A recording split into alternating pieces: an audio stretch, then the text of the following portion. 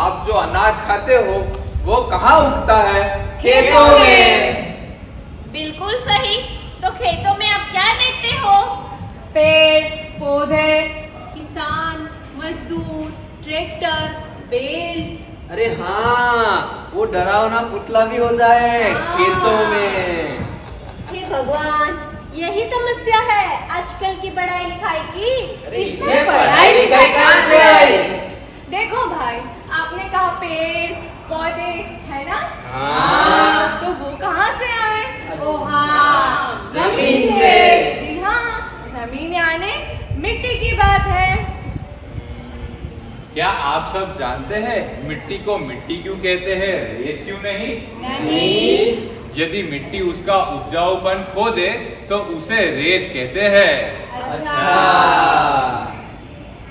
क्या आप सब जानते हो यूनाइटेड नेशन के एक रिपोर्ट अनुसार समग्र विश्व में हर साल 1.2 करोड़ एकड़ मिट्टी नष्ट हो जाती है। वो तो लगभग एक ग्रीस देश जितना है। और मिट्टी में अगर उसका उपजाऊपन न रहे तो वो बंजर बन जाती है। मिट्टी का उपजाऊपन उसमें मौजूद ऑर्गेनिक कंटेंट है जो कि कम से कम 3 से 6% होना जरूरी है। क्या आप जानते हैं वर्तमान समय में भारत की मिट्टी में कितना ऑर्गेनिक कंटेंट है? नहीं। केवल 0.5%। ये तो बहुत कम है। पर ये ऑर्गेनिक कंटेंट कम हो तो क्या फर्क पड़ता है? देखिए, कम ऑर्गेनिक कंटेंट वाली मिट्टी में उगाए हुए फल और सब्जियां कम पोषण देते हैं। देखिए, हमारे पूर्वजों को आज से 100 साल पहले एक संतरे से जितना पोषण मिलता था उतना पोषण पाने के लिए आज हमें 8 संतरे खाने पड़ते हैं। सच में? क्या बात कर रहे हो? हाँ। क्या आप आज जो फल और सब्जियां खा रहे हो उसमें केमिकल का स्वाद नहीं अनुभव करते? हाँ, ये बात तो सही है। भाई साहब, केले में तो मिठास ही नहीं होती। हाँ, बात तो सही है। गाजर तो आते हैं केसरी रंग के, लेकिन बिल्कुल फीके। हाँ, आम भी कार्बाइड से पके हुए आते हैं। अरे ये सब तो ठीक है, पर इन सब चीजों का मिट्टी से क्या लेना देना? अरे बहन, यदि मिट्टी उपजाऊ होती तो किसान उसमें केमिकल या पेस्टिसाइड्स क्यों डालता? अरे भाई, पर ये बात आप जाकर किसान को समझाओ ना। यहाँ क्यों मिट्टी बचाने निकले हो? देखो भाई, जो आप आज खाना खाते हो वो भी तो मिट्टी में से ही उगता है ना? हाँ, ये बात तो सही है। क्या आप सब जानते हो पिछले 2 दशकों में 3 लाख किसानों ने आत्महत्या की है। अरे भाई, यदि कोई किसान अपना दिवाला फूंक दे तो इसमें हम क्या कर सकते हैं? अरे भाई समझिए, यदि आपकी जमीन में बड़ी मात्रा में फसल होती हो तो आप अपना कर्ज तो चुकाएंगे ही ना, आज नहीं तो कुछ समय के बाद। लेकिन यदि आपकी जमीन की मिट्टी ही बंजर बन जाए तो आप लिया हुआ कर्ज चुकाएंगे कैसे? और भाई, किसान के पास खेती के अलावा आवक का कोई रास्ता ही क्या है? हाँ, ये बात तो सही है। किसान बेचारे के पास खेती के अलावा आमदनी का साधन क्या है? आज इसी वजह से कोई किसान अपनी संतान को किसान नहीं बनाता, बल्कि पढ़ा लिखा कर नौकरी धंधे पे लगाता है। परिणाम स्वरूप माइग्रेशन यानी कि स्थानांतरण के प्रश्न खड़े होते हैं। अरे भाई, ये तो किसानों की समस्या है। लेकिन अब ये भी तो सोचो, यदि किसान ही खेती करना छोड़ देगा तो खेती करेगा कौन? हमारे लिए अनाज और धान उगाएगा कौन? आज हम जो फल सब्जियां खा रहे हैं वो आएंगे कहाँ से? और भाई, एक रिपोर्ट के अनुसार तो ऐसा भी कहा गया है कि आज जो हमने मिट्टी बचाने के लिए कोई कदम नहीं उठाया ना, तो आने वाले 2050 तक विश्व की 90% मिट्टी नष्ट हो जाएगी। क्या 90%? हाँ, 90%। पर ये सब तो हुई भविष्य की बात, तो आप अभी से ही मिट्टी बचाने क्यों निकले हो? अरे भाई, आप जिसे भविष्य की बात कह रहे हो वह विज्ञान के आधार पर है और परिणाम स्वरूप आने वाले 2050 तक 40% फूड प्रोडक्शन यानी कि अन्न उत्पादन कम हो जाएगा और हम सबकी आबादी 700 करोड़ से बढ़कर 900 करोड़ के ऊपर चली जाएगी। हे भगवान, तो क्या हमारे बच्चों को खाना मिलना मुश्किल हो जाएगा? पर मैं आपको एक बढ़िया बात बताता हूँ। वो क्या? यूनाइटेड नेशन के एक अभ्यास के अनुसार अगर हम मिट्टी बचाने के लिए यदि आज कदम उठाते हैं तो वे हमें परेशान करने वाले 5 प्रश्नों में से राहत दे सकते हैं। वो कौन से? आज की पीढ़ी के लिए पौष्टिक आहार, आने वाली पीढ़ी के लिए अनाज, धान उत्पादन का भरोसा, पानी का संग्रह और उसका शुद्धिकरण, ग्लोबल वार्मिंग से छुटकारा। क्या गर्मी कम हो जाएगी? जी हाँ, और आपका लाइट बिल भी कम हो जाएगा। वो कैसे? यदि फसल लेने के बाद जमीन को खुली नहीं छोड़ के उसको पेड़ों की छांव के नीचे रखा जाए या फिर घास या मध्यमवर्ती पाक से ढककर रखा जाए तो वह वातावरण में से कार्बन डाइऑक्साइड खींच लेगी और परिणाम स्वरूप गर्मी घटेगी। क्या बात कर रहे हो? क्या ये सच में मुमकिन है?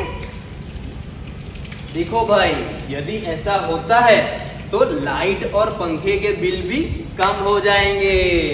जी हाँ, यदि हम आज मिट्टी बचाने के लिए प्रयत्न करते हैं तो अवश्य ही ये सारे लाभ कुछ समय में हम सबको प्राप्त होंगे। और भाई, 5वां फायदा कौन सा? बायोडाइवर्सिटी का रक्षण होगा। वो क्या बोला आपने? बायोडाइवर्सिटी यानी कि मिट्टी में रहे सूक्ष्म जीव जंतु जैसे कि केचुआ, फूग, बैक्टीरिया इत्यादि। पर उनको बचा के हमको क्या फायदा? अरे भाई सुनो, ऐसा कहा जाता है कि यदि मनुष्य इस पृथ्वी पर नहीं होगा ना तो यह धरती खिल उठेगी, हर तरफ हरियाली होगी, घने जंगल होंगे, नदियां दोनों किनारे बहेगी, तालाब भी छलक जाया करेंगे, पशु व पक्षियां सुखपूर्वक जिएंगे। लेकिन यदि जमीन में रहे यह सूक्ष्म जीव जंतु अगर नहीं रहे तो वह हम मानव जीवन के अस्तित्व पर प्रश्नार्थ है। वो कैसे? क्योंकि यह सूक्ष्म जीव जंतु ही फल सब्जियां उगाने में और वातावरण में से कार्बन डाइऑक्साइड खींचने में महत्व का किरदार अदा करते हैं। ऐसा है? बात में तो दम है, एक तीर से 2 निशान की कहावत तो सुनी थी, पर यहाँ तो 5 प्रश्न हो रहे हैं। और हाँ, भविष्य में बच्चों को पौष्टिक आहार तो मिल सकेगा। हाँ, एसी का उपयोग भी कम हो जाएगा। हाँ, और पानी की समस्या भी हल हो जाएगी। अरे वाह, तो आपकी बात मान लेते हैं कि मिट्टी बचानी चाहिए। एक मिनट, भाई साहब, पर कैसे? देखो, यह मिट्टी का प्रश्न केवल अपने शहर, अपने राज्य या अपने भारत देश का ही नहीं है। तो क्या अमेरिका में भी मिट्टी का प्रश्न है? केवल अमेरिका या भारत देश ही नहीं, पूरे विश्व की 52% मिट्टी बंजर हो चुकी है। और विश्व के अधिकतर देश लोकशाही है। लोकशाही यानी संख्याओं का खेल, ये तो आपको पता ही है। लोकशाही में 2 अधिकार होते हैं, एक वोट और दूसरा आवाज। अरे हाँ, अभी समझ में आया। अभी कोई इलेक्शन तो है नहीं, तो वोट का तो प्रश्न ही नहीं है। तो अभी आप हमें धरना प्रदर्शन के लिए उकसाएंगे जिसमें हमें कोई रुचि नहीं है। अरे यहाँ कोई धरना प्रदर्शन की बात ही नहीं है और ना ही कोई इनकलाब जिंदाबाद करना है। तो बहन, आपने जो आवाज के अधिकार की बात की वो कैसे दे? अरे भाई सुनो, सद्गुरु अभी आज इसके लिए पूरे विश्व के 27 देशों में अकेले ही मोटरसाइकिल कर 30,000 किलोमीटर का सफर कर रहे हैं और जन जागृति फैला रहे हैं कि हमारी मिट्टी रेत में परिवर्तित हो रही है। इसलिए हमें इसके लिए जरूरी नीति सुधार लानी चाहिए। अरे भाई नीतियाँ सुधार दी तो सरकार का अधिकार है, और सरकार कहाँ किसी की सुनती है। अरे भाई, यदि प्रजा एक होगी तो सरकार क्यों नहीं सुनेगी। ओ भाई, प्रजा एक होगी यानी आप फिर से गांधी जी बनने आए हो ऐसा? नहीं, यहाँ कोई गांधी बनने नहीं आया है, ना ही यहाँ कोई दांडी कूच करनी है। देखो भाई, आज सबके पास पावरफुल स्मार्टफोन है और उससे भी ज्यादा पावरफुल सोशल मीडिया प्लेटफॉर्म्स है। तो जागृति फैलाने वाले मैसेजेस किए जाए सोशल मीडिया में तो ये बात सरकार तक तो जरूर पहुंचेगी।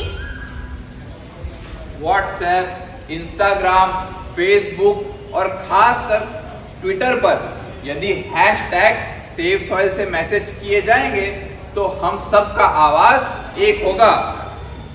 और सोशल मीडिया में मैसेज करने के लिए स्मार्टफोन का स्मार्ट यूज करना है तो सारे जरूरी कंटेंट savesoil.org वेबसाइट पर से मिल जाएंगे। इसके अलावा आप पत्र या ईमेल लिख के भी मिट्टी के प्रति अपनी चिंता व्यक्त कर सकते हैं। मिट्टी बचाने के लिए जरूरी नीतियां बनाने का अनुरोध कर सकते हैं। केवल भारत सरकार को ही नहीं बल्कि विश्व भर की सरकारों को आप ये पत्र या ईमेल लिख सकते हैं, और इसके लिए भी जरूरी ईमेल फॉर्मेट savesoil.org वेबसाइट से आप पा सकते हैं। अरे भाई, ऐसा नहीं, मुझे ये बताए कि मैं क्या कर सकती हूँ। मेरा गार्डन का कचरा या किचन का कचरा, भीना कचरा और सूखा कचरा अलग करके उसमें से कंपोस्ट बना के मैं मिट्टी नहीं बचा सकती। देखिए, आप अपने गार्डन का या अपने किचन का सूखा कचरा और गीला कचरा अलग करके उसमें से कंपोस्ट बनाएं, ये बहुत अच्छी बात है। बड़े बड़े शहरों में हर साल प्लांटेशन ड्राइव भी होती है, वह भी सराहनीय है। लेकिन देखिए, आप समझिए, जैसा कि हमने पहले कहा, यह अभियान विश्व की मिट्टी को बचाने का वैश्विक अभियान है। अगर आप किसी एक जगह पर छोटे मोटे कदम उठाए या किसी एक जगह पर छोटे सुधार लाए, वह इस अभियान का उद्देश्य नहीं है। यदि नीतियों में बदलाव लाए जाएं, तो ही वैश्विक स्तर पर दिखाई देने वाले फायदे होंगे। इसीलिए नाटक द्वारा हम जन जागृति फैलाने आए हैं। और आज हमें ये बात बताते हुए बेहद खुशी हो रही है कि भारत के 3,000 से भी अधिक स्कूलों में से 6 लाख से भी ज्यादा बच्चों ने भारत के प्रधानमंत्री को मिट्टी बचाने के लिए पत्र लिखे हैं। ये तो बहुत अच्छी बात है। इन बच्चों के भविष्य को ध्यान में रखते हुए हमें भी कुछ करना चाहिए। तो आज ही मिट्टी बचाने के लिए कदम उठाएं। खुद को और